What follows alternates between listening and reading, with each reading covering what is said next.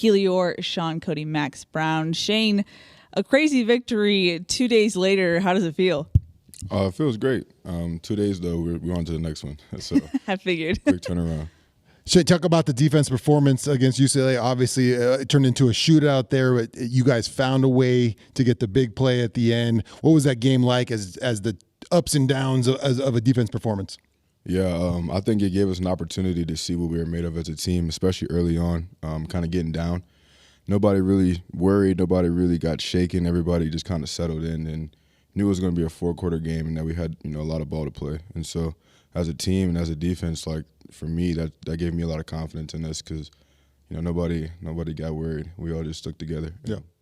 It was cool watching the post-game presser because when they brought up Corey Foreman's interception, you cracked a smile and were kind of chuckling to yourself and whatnot. And I got the sense you're just looking out for your guy. But what's that relationship like? Were you helping him out with the play call, or what were the emotions there like? Nah, yeah. All season, since I've got here, Corey's just been a guy who, has battled through adversity and has really just been trying to improve himself in every way he can. And so for him to get an opportunity like that and take advantage of it was awesome.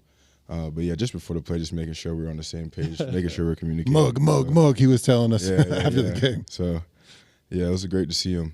Definitely happy and excited for him. I did post-game interviews after the game, and the thing that stood out to me is everyone I talked to had to mention how proud they were for their brothers and the chemistry on this team. How would you describe how you guys have come together over the course of the season? Yeah, it's definitely been unique. It started way before the season when we got here in the winter and the spring. And that's honestly the biggest thing that we had to do as a team was come together off the field so that when you step on the field, it's a real brotherhood that you can't break. And it's happened in a lot of different ways. The coaching staff has done their job, and we've done our job off the field and kind of in private, just coming together, whether it's eating food or whether it's having conversations, whether it's walking together, just the smallest things you could think of, guys are, filling those voids and really just trying to make sure that we're all together.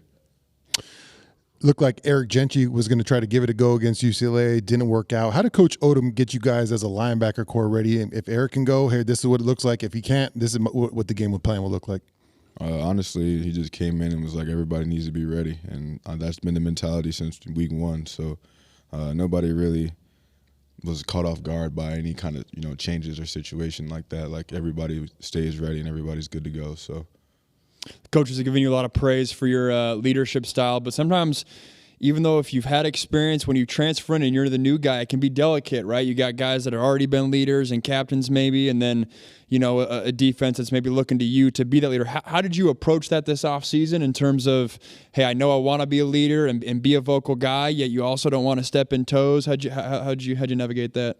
Yeah, honestly, I just wanted to come in and be my best self. I think the leadership kind of happened naturally. Being around these guys, it's forced me to become more vocal, and that hasn't always been something that I've been the most comfortable with, and so it's forced me to grow, and I appreciate that for sure. But it's been a really cool journey, man, just to see the transition for everybody, collectively and individually as people. It's just everybody's kind of changing in the best of ways throughout this time that I've been here. Okay, two-part question for me here. Prior to the season, have you ever faced as many mobile quarterbacks as you have this season? And then when it comes to this week, when you aren't facing as mobile as a guy, is there kind of a sigh of relief from the defense where you don't have to really scheme for that? It's always different when you have a mobile quarterback because usually, if he's not mobile, you're playing against 11. You're playing against 10. Yeah. And so it does definitely add that extra bit of pizzazz, I guess, if the quarterback can run. But honestly, each week brings its own unique challenges, and regardless if the quarterback can run or not, it's always going to be something that you're going to have to be able to adjust to and focus on. So I don't necessarily look at it as a sigh of relief, but it's more so there's something else that I need to focus on other than a quarterback that can run. But we have faced a lot of quarterbacks that, are pretty mobile this year. Yeah, we've seen you with the wrist injury this year, and we've seen you with the big cast out there. Talk about how difficult it is to try to tackle with one arm, and how's the wrist feeling? Is it feeling a little better?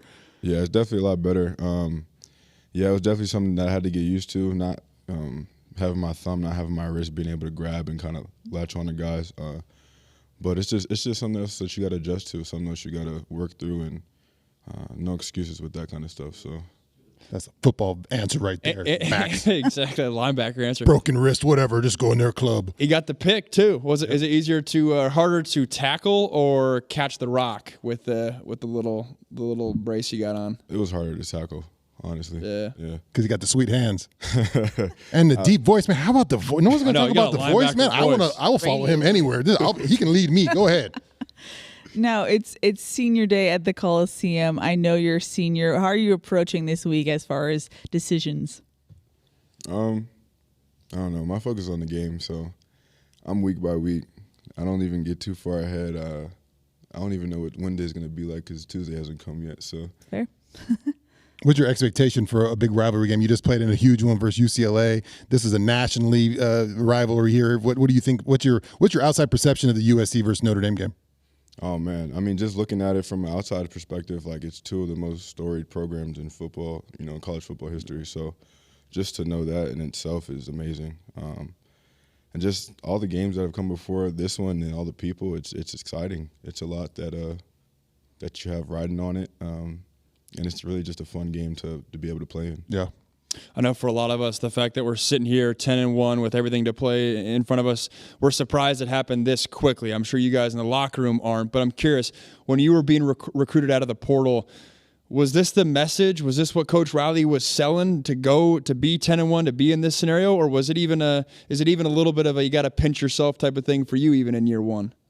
No, I mean, when Coach Riley and I had our conversations, it was about building something, and for whatever reason, the energy, the conversation that we had, like you could just tell, like he's talking about building something special, like something I knew I wanted to be a part of, like undoubtedly.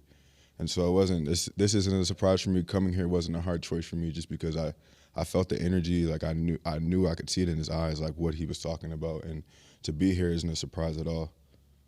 Well, you can catch Shane Lee and the Trojans at the Coliseum at 4:30 on Saturday. Check out the Trojan tailgate that starts 2 hours before at 2:30.